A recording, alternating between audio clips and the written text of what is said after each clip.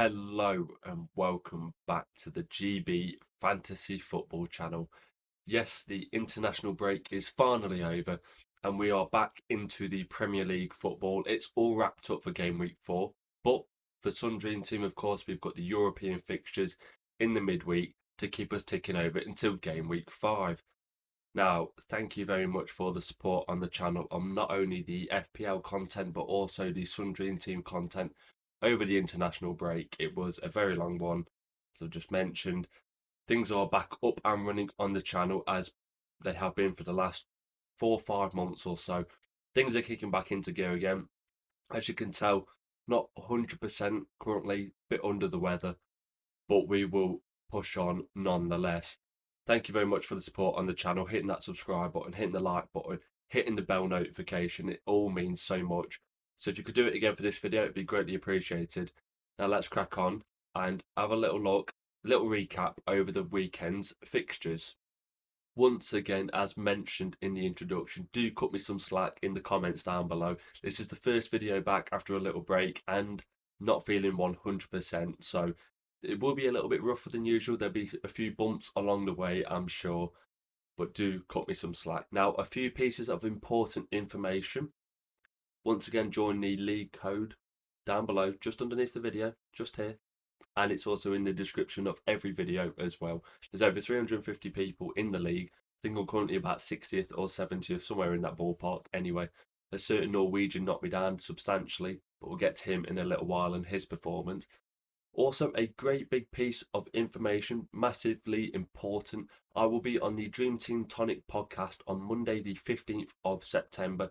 So go check it out.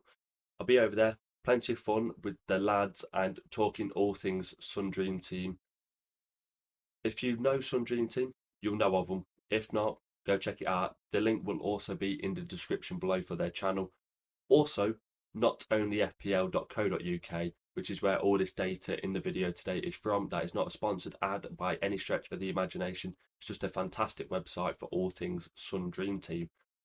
Now, the first game up, Arsenal against Nottingham Forest. This was the first game back after the international break.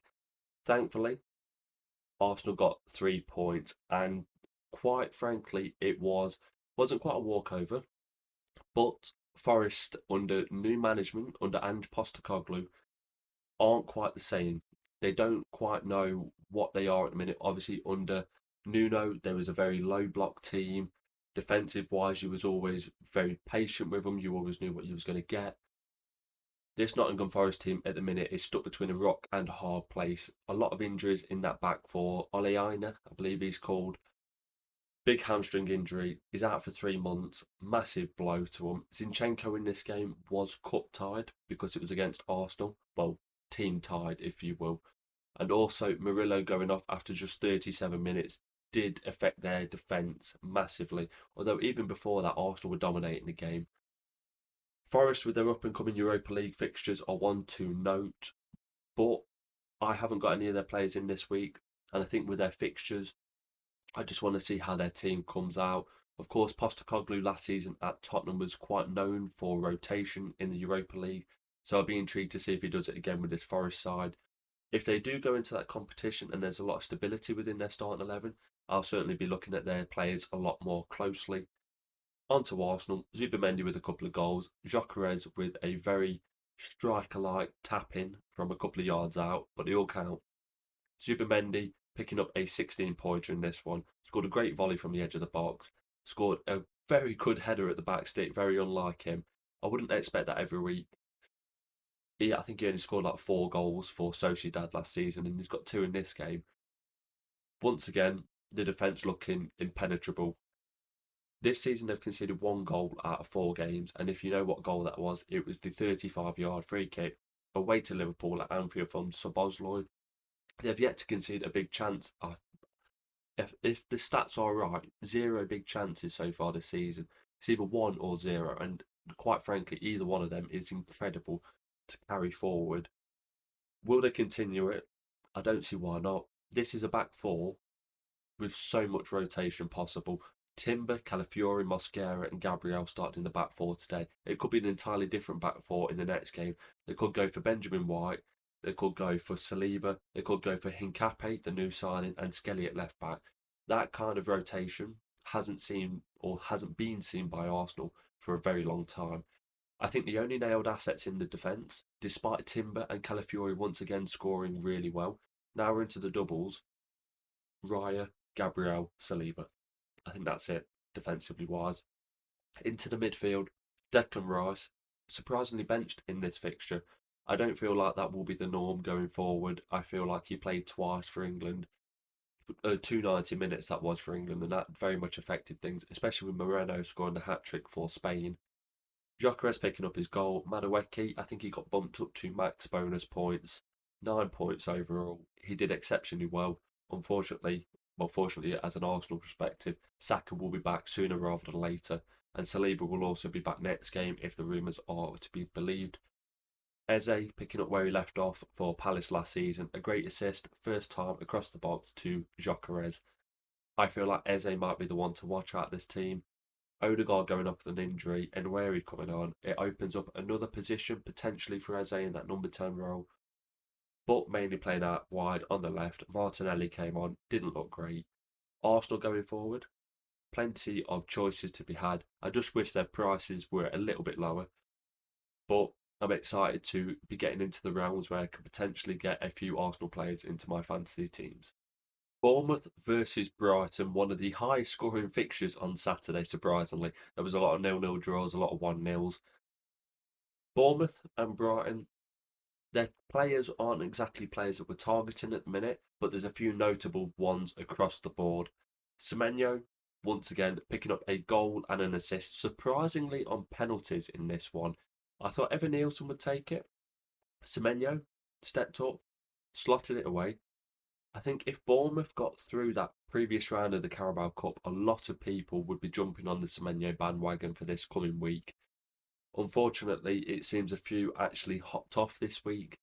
But for those of you who did gamble and keep him, you've been rewarded handsomely with points on that front.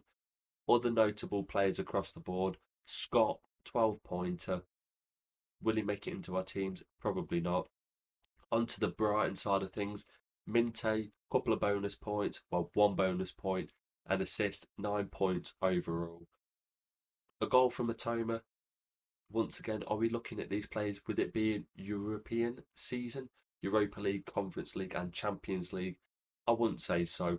When we get into the realms of single game weeks, once again, I think Semenyo will come into the forefront of our thoughts.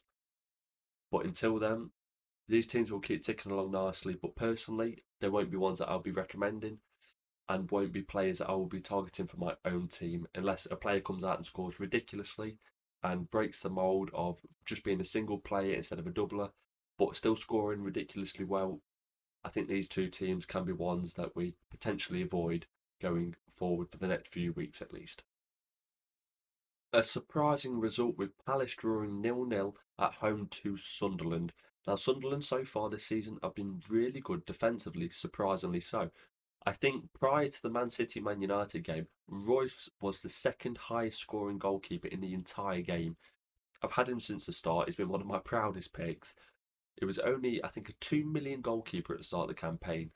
I think after this week, he picked up an incredible 10-pointer, 1 bonus point, clean sheet, save points. It's exactly what you would have hoped for, and he's actually provided me with quite a big headache going into game week 5. But I'll talk about my thoughts a little bit at the end with regards to that. It will be going up to 2.7 million this week, and 0.7 rise from where I picked him up in game week 1. That's all that you can ask for from a goalkeeper. I was hoping for a few save points, and thankfully, he's just been really incredible. Unfortunately, the Dan Ballard experiment ended after about 8 minutes, so I would have been intrigued to see how he would have slotted into the Sunderland defence. But it was very much the Royce show if you watch the highlights of this one. This week, I did indeed bring in a few Palace assets. Get to that at the end of the video and how my team is doing for game week 4 so far, that is. Henderson, Richards, Lacroix, Gay, Mitchell, and Munoz. The solid back 5 and goalkeeper. Now, Palace are a team that we definitely have to keep on our radar with their Conference League campaign looming on the horizon. Not a great bench, and it does show that their squad hasn't really got massive amounts of depth currently with their injury crisis. I say crisis because there's a lot of players in this team, a lot of key assets that aren't quite there at the minute. Wharton picking up the injury, Sarr also picking up the injury. Two assets that you would very much be looking at in this Palace side, specifically Sarr out the two. They just look a little bit devoid of creativity without Sarr on one side and Eze on the other. But when you look at the statistics of this game, Palace really should have walked away with 3 points. Mateta, only a 4-pointer. I know a few of you have captained him this week with the home fixtures to Sunderland and the Millwall game in the week. I think that's a good captaincy. Of course, if you've gone for Haaland, spoiler, your week is going exceptionally well.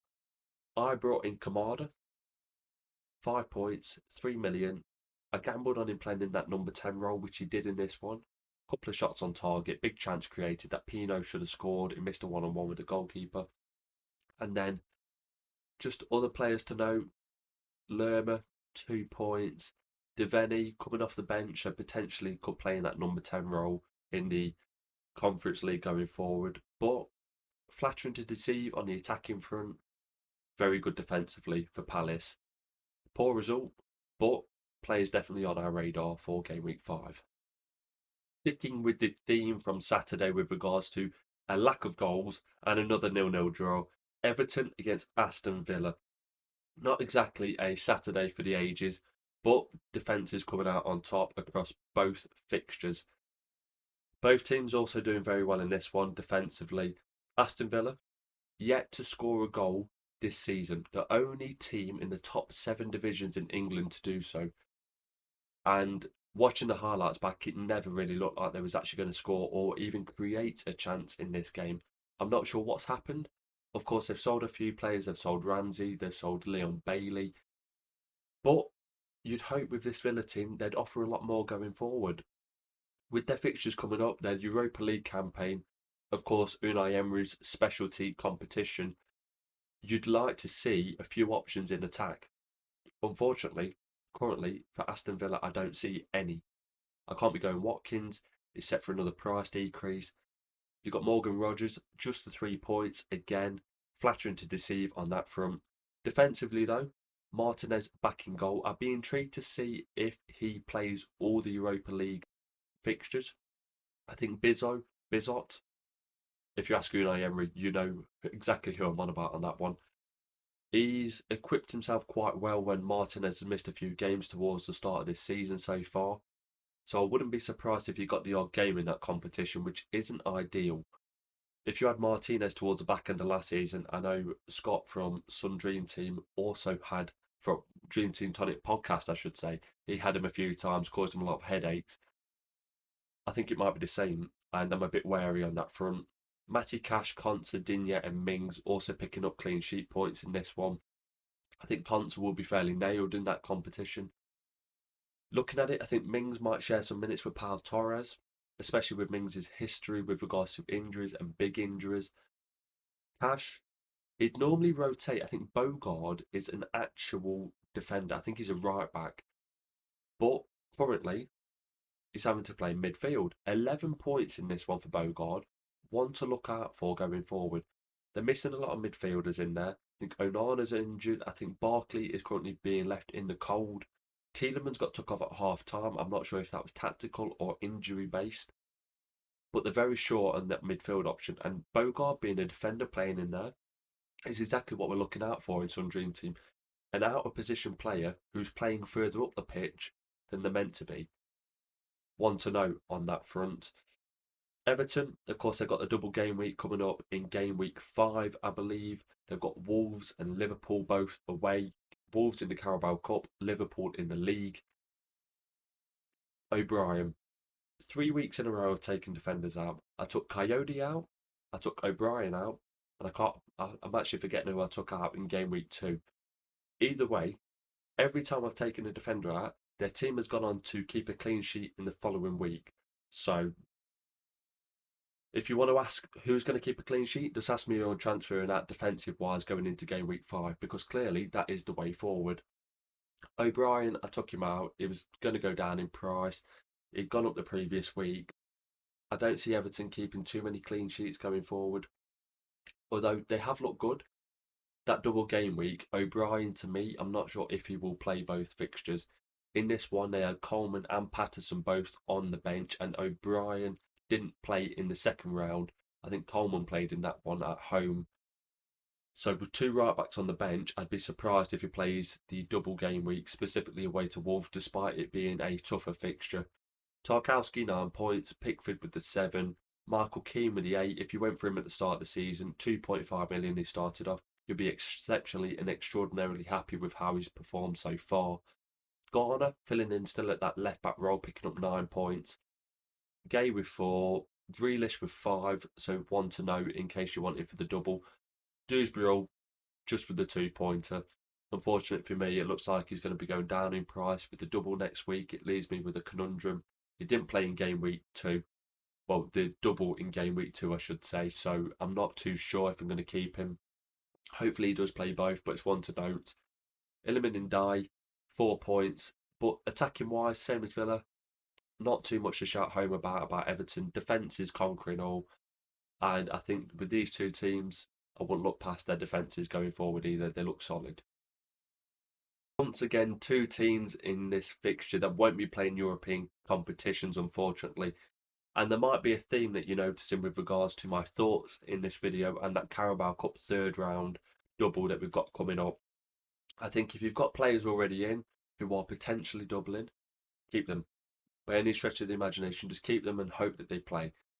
I think there will be an awful lot of rotation in that game. Well, that fixture in game week 5, I should say, and game week 6 for game week 5 for the European teams. Will they play? I'm not too sure. I'm really not. And Fulham, a lot of you would have had, I think it's Perry in goal for Leeds. He missed out. I think he's out for a few weeks at least. Darlow, so close to a clean sheet.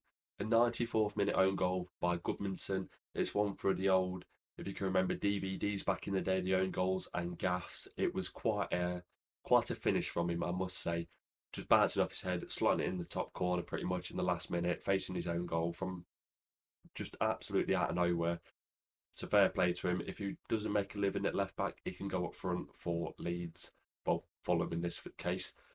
Fulham picking up a clean sheet. Joachim Anderson, Leno with the 8 points, Sessegnon with 4, Calvin Bassey with 9, Kenny Tete with 9.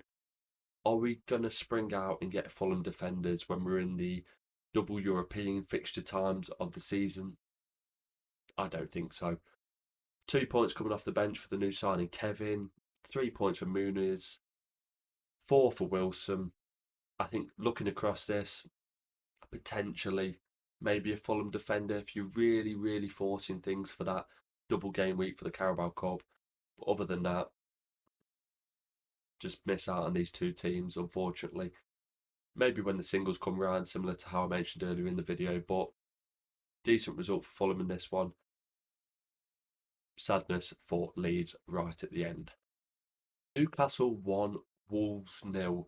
Now, this fixture played out pretty much how I expected it to. Wolves without Strand Larsen up front. Of course, they've lost players like Aït-Nouri and Matheus Cunha through the transfer window. And when you look at their squad, it looks poor on paper. Sam Johnston, Mosquera, Gomez, Agbadou. I'm not even going to pronounce that next name. Gomez, Bueno, Andre, Hwang Hee-chan, and Arakdari. Comments down below on that one. It's a new name to me. But when you look at that team, it's poor. I'm not sure there's much quality on the pitch there, defensively or offensively for Wolves. Newcastle picking up the 1-0 win, keeping the clean sheet. For someone who brought in Livramento last week, well, the last game week, I should say, in game week 3 away to Leeds, 7-pointer in that one, 8 points in this one. Very glad that I brought him in. Newcastle are looking very good defensively as well. Pope with the 8 points. Now, Pope always has an asterisk against his name for me. Aaron Ramsdale's on the bench, and when you look at the predicted lineups for Newcastle recently, a lot of Newcastle fans keep putting Aaron Ramsdale into the team for his debut. It's going to come at some stage, whether that will be in the Champions League or cup competitions. Ramsdale will play minutes in this team. Pope's doing well. but I do see Ramsdale taking minutes off him at some stage, which puts a lot of doubt on Pope despite impressive performances. Trippier with a 10-pointer, once again, with Lewis Hall on the bench in this one, not coming on, but he's looming with intent, and that would mean Trippier dropping out, Livramento going to right back, and Hall going to left back. I see Trippier more as a rotation risk than Livramento, hoping for a potential Newcastle clean sheet for the Champions League games. Of course, you're going to have people like Anthony Gordon coming back into the Newcastle team after his ban's finished. He will play the Champions League fixture because he's not suspended for that one, but until he is available for the double, I won't go there. Bruno Guimaraes was just a 2-pointer. Now, a few seasons ago, I was led to believe he was a bonus points magnet in this game. A little bit disappointing with just a 2-pointer. Tonali with a 7. Perhaps the one to go to at the midfield 3 if you're more inclined for that way. Joelinton just with the 3-pointer. Tonali, as I said, 7-pointer, 3 bonus points. Very solid return. And up front, Jacob Murphy got the assist, should have scored. I don't know how he didn't. It was a great save from Sam Johnson, to be fair, but he's missed from point-blank range. And Nick Voltemade, comments down below on how I've done with that one. Scored a header. Great finish. Of course, they also signed Johan Visser from Brentford. He's out for between 4 and 6 weeks if the news is correct on his injury front. But Voltemade, big lad up front, very tall, good in the air, and he showed it in this fixture.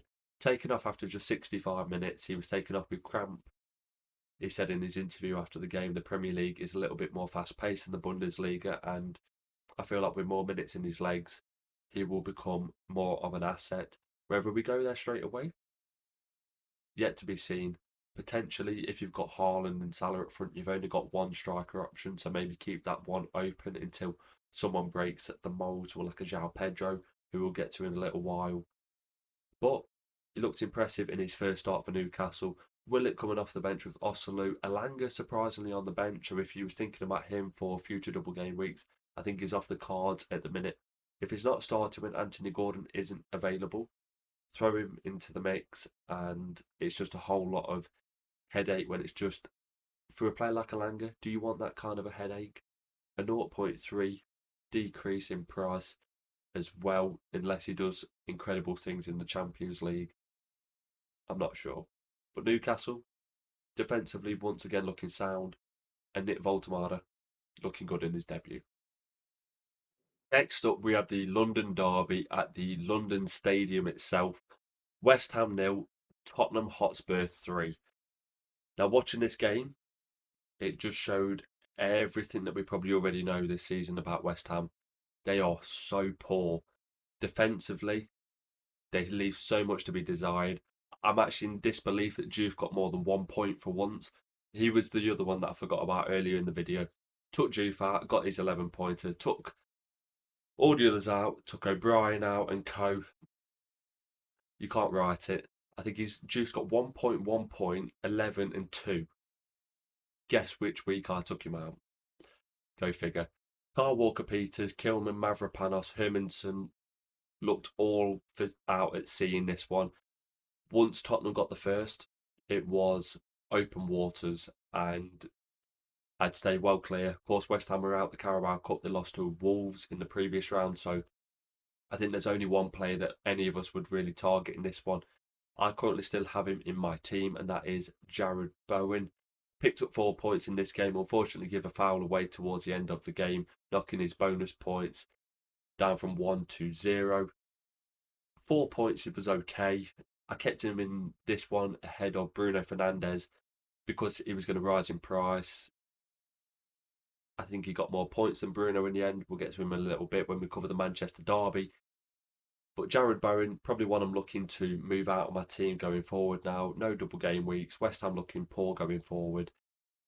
He is the shining light in an otherwise very dreary West Ham team as things stand. As for Tottenham, a team that we will be looking to target and looking at going forward for their Champions League campaign. Some favourable fixtures in that competition as well. So going forward, I think offensively and defensively, a lot of assets will sneak onto our radars. Vicario with a 9-pointer, solid once again. Mickey van der Ven picking up a goal, 14-pointer, got the clean sheet. Once again, how wrong I was at the start of the season. I thought for 3.5 million, he's not going to offer a lot. I knew Thomas Frank would turn this Tottenham team into a better defensive unit. I didn't expect them to only concede. I think they've conceded one goal all season, maybe, if two at most. They're doing really well. Romero got the assist. Big chance created for Bergval's header.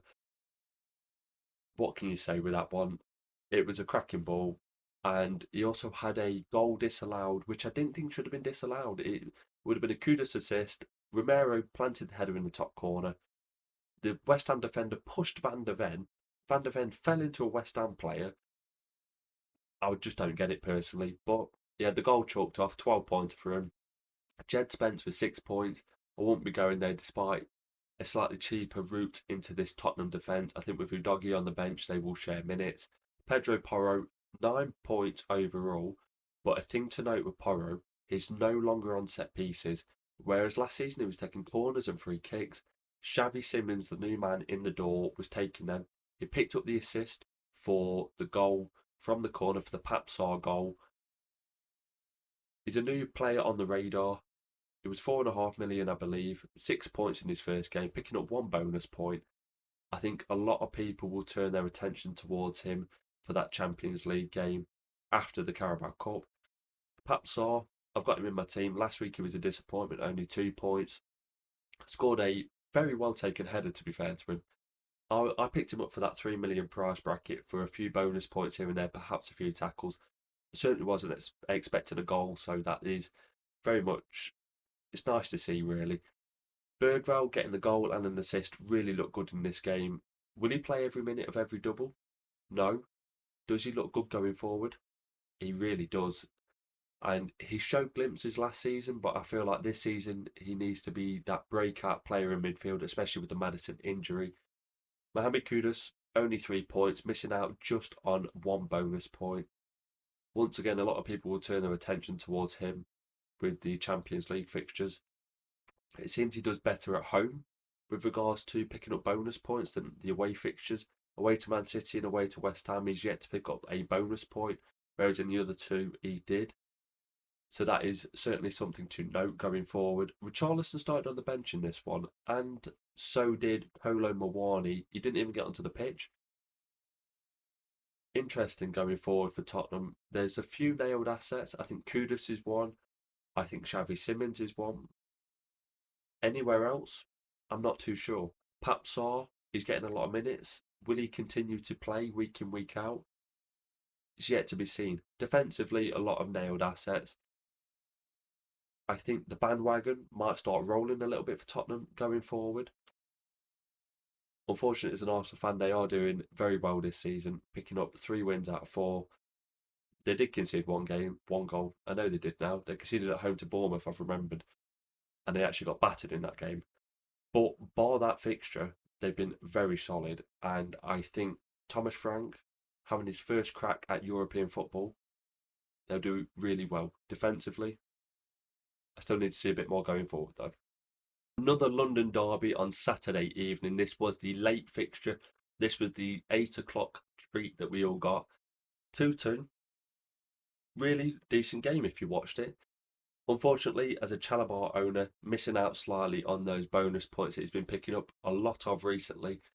Chelsea defensively once again showed exactly why I think they should have gone out and got Donnarumma. Both Chelsea and Man United, who we'll get to in a little while, they lack something defensively. They lack an intimidating goalkeeper with an aura behind him. Sanchez constantly looks like he's flapping at things. He will be the starting goalkeeper in the Champions League campaign, but I just think they could have got better. And I think if you would have put Donnarumma in that back 5, the back 4 and the goalkeeper as a unit, Chelsea would look so much better going forward.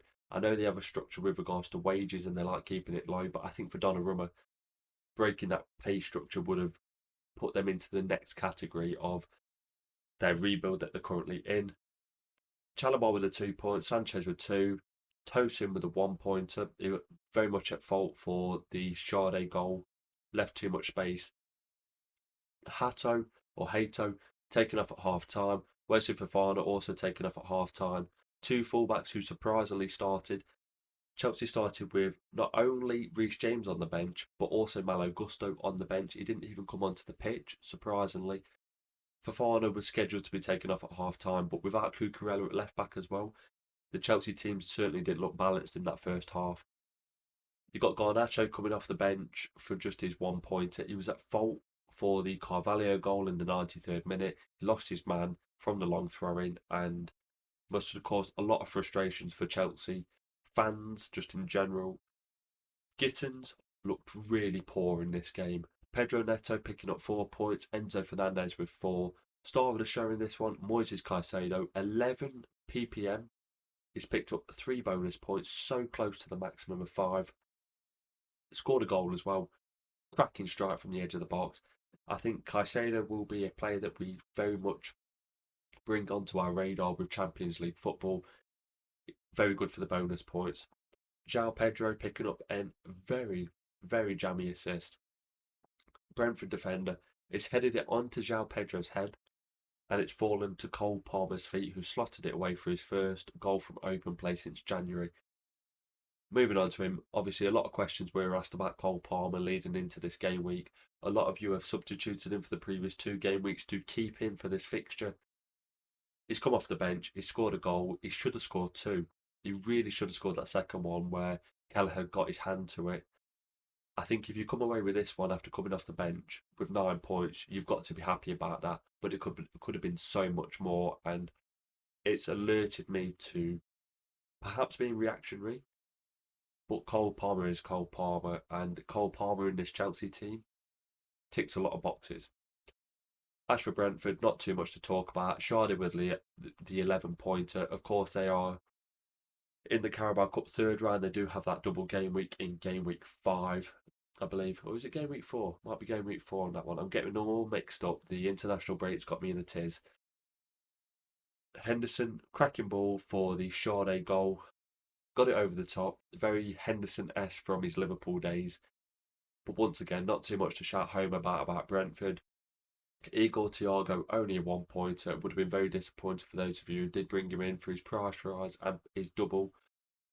But Chelsea assets, got to keep an eye on them. Got to keep an eye on Pedro. Got to keep an eye on Enzo Fernandez, Caicedo, Neto, Cucurella, and of course Cole Palmer going forward. For those of you who do have Malo Gusto, the fact that he didn't play a single minute in this game means you have opened the door for that substitute chip. Of course, they've got Bayern Munich in the week as well. I'll potentially be looking to shift him on if you've got any of them remaining, of course. One of only 2 fixtures on the Sunday.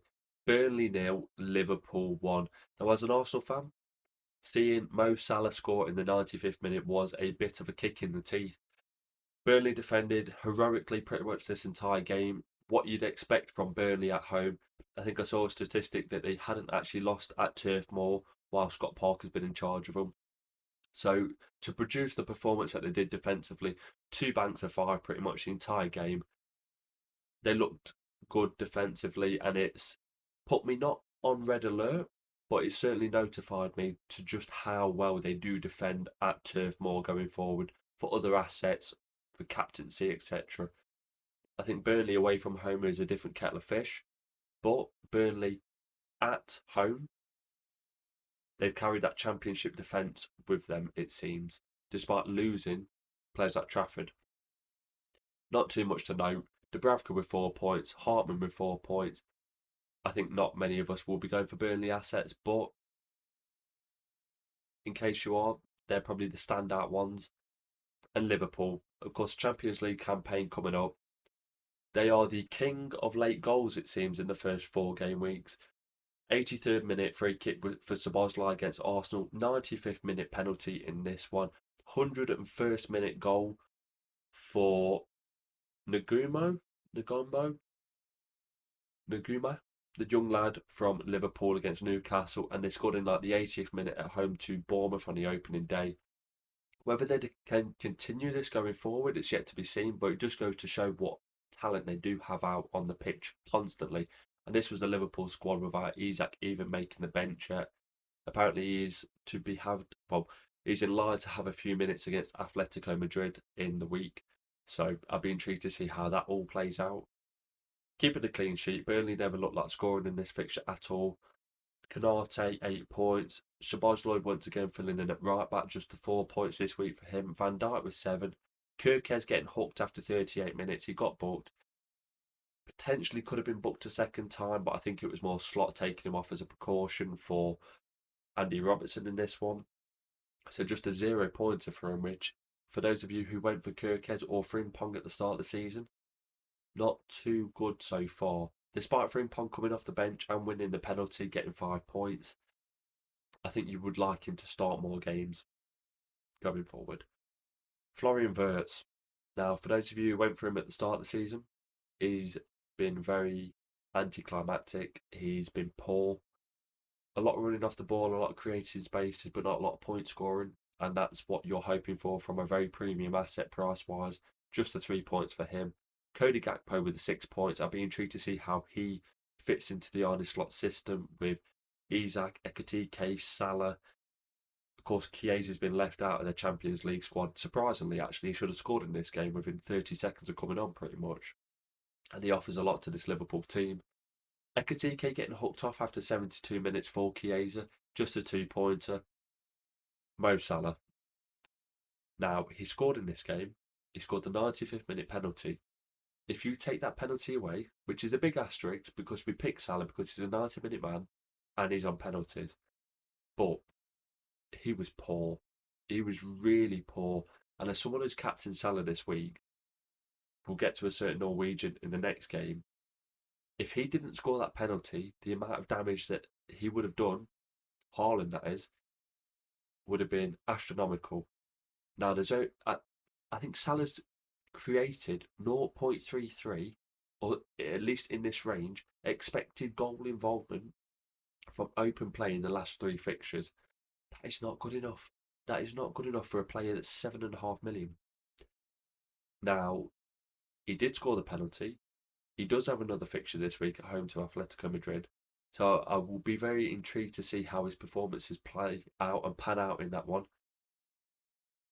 But I certainly breathed a big sigh of relief when he slotted that penalty away. After seeing Bruno Fernandes' penalty away to Fulham a few weeks back land in the water behind the goal, seeing Salah took it away was bittersweet. But Liverpool assets, defensively once again looking solid. Salah staying on the pitch, 90-minute man. It's what we expect. Isak still to come in. There's a lot of excitement for Liverpool fans and 4 out of 4 wins to start the season. And the final game this week was the Manchester derby. Man City picking up a 3-0 win over their City rivals, Manchester United. Phil Foden getting his normal goal against Manchester United. He seems to come out of nowhere, score a goal and then disappear for God knows how long. And Erling Haaland scoring twice in this one. I didn't captain him. I went against it. I think it was very split with regards to captaincy. Looking at it in hindsight, picking a player who scored 4 in the week, give away 2 penalties. He might have even scored 5 for Norway in the end. I lost count in the end. But he's certainly in good goal scoring form. 2 home fixtures this week, at home to Man United and at home to Napoli in the Champions League game. He should have scored more than twice in this one. He missed an open goal, hit the inside of the post with it. And I think 2 goals doesn't flatter him. Tijani Reinders missed a sitter after Haaland had put him through on goal, so he could have got an assist. Haaland from this game could easily be walking away with 4 goals and an assist. That's the level of danger and threat he brought to that Man United defence. I will quickly go over the Man United team. Of course, no Carabao Cup football went out to Grimsby, no European competition this season, so Man United assets I don't think we'll be looking at for a very long time. Bruno Fernandes picking up 4 points. He left my team this week. Dorgu, 5 points, 10 on the PPM. Close to the 5 bonus points, but only picking up 3. Amad Diallo, 4 points. Nothing too much to shout home about with regards to Man United. They was really bad. Really bad. As for Man City, looked good defensively. Donnarumma, as I spoke about with regards to other segments in this video, he gave an element of calm to that Man City defence that I haven't seen in quite some time. Yes, Edison was fantastic with the ball at his feet, but you always felt like you could score past him.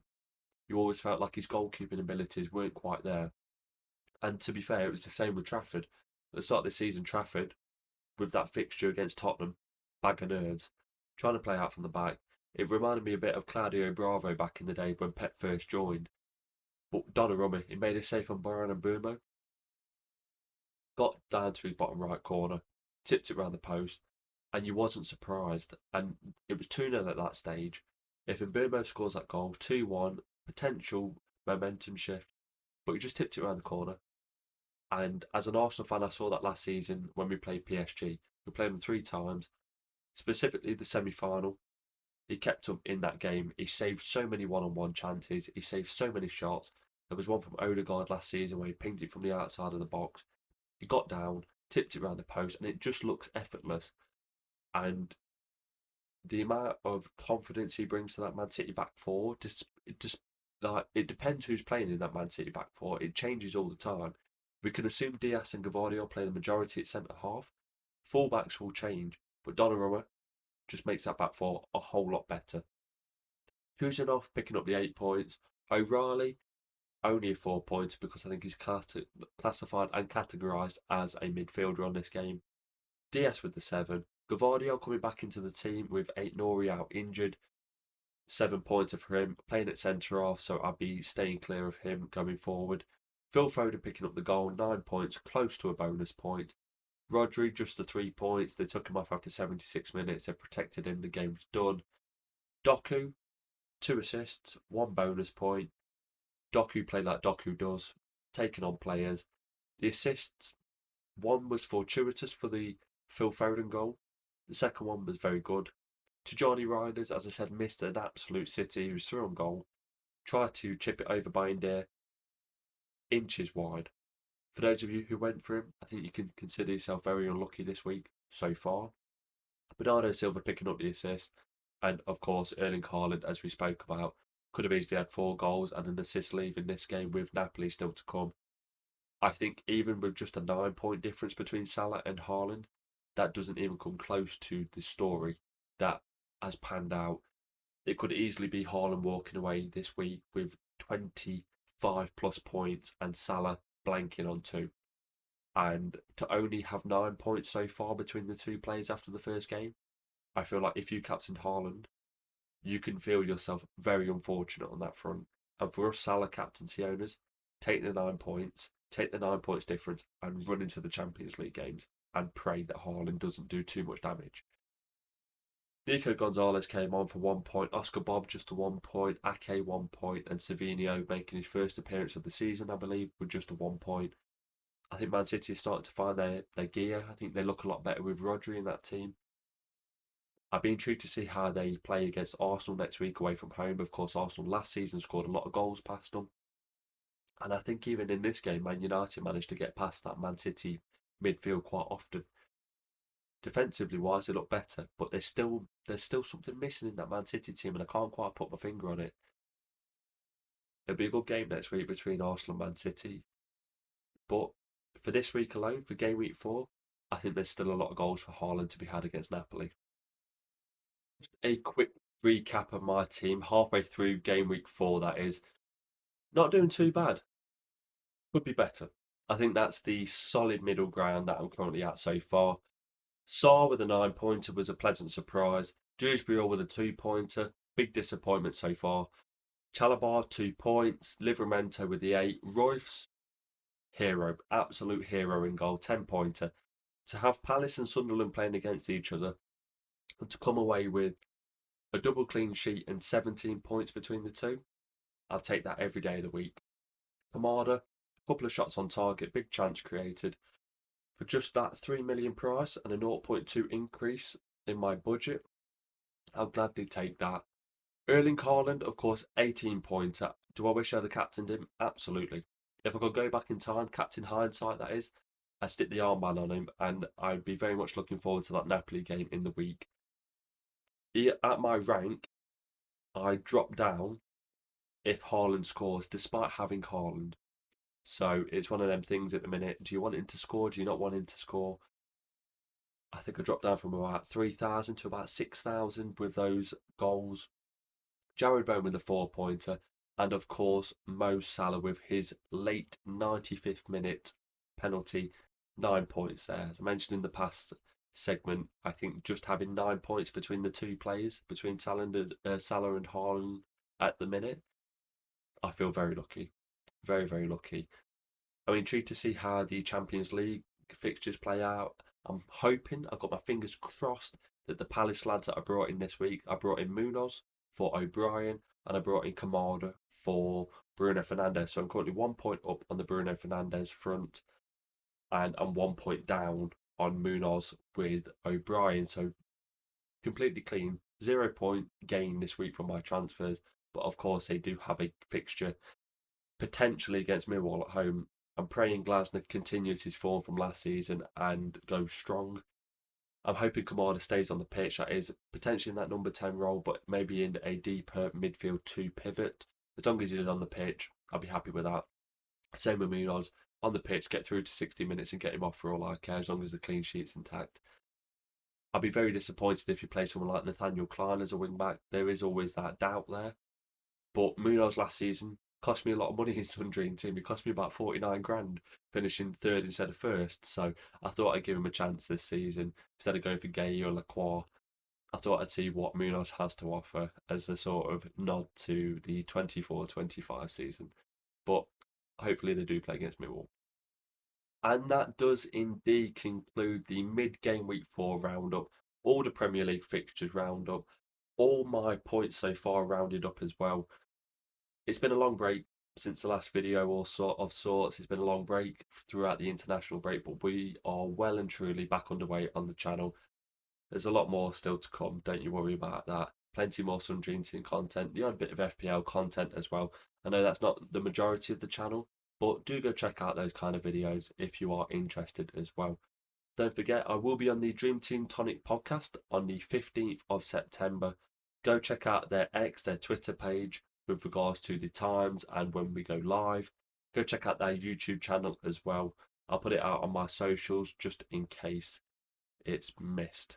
I'm very excited to debut over on the channel. I've watched them for the past year or so, so to be on there, to see how things work behind the scenes and see how the lads are to speak to and crack into all things Sun Dream Team, I'm very excited to see how it all plays out. Just dig into each other's minds and just get a bit of information that we might not have got with regards to our own thoughts. I'm excited. Go check out my socials in the description below. We've got X, we've got Instagram, we've got TikTok, we've got all that good stuff. And do hit the subscribe button. If you're excited for Sun Dream Team content to be back on the channel, hit the subscribe button. It's greatly appreciated. We're growing the channel. Season started. I want to know in the comments down below on how your season is going so far. Is it what you expected? Who's your biggest disappointment? And who is your shining light within the team? Whew. It's good to be back. Thank you very much for watching today's video, and I'll be seeing you in another one very soon.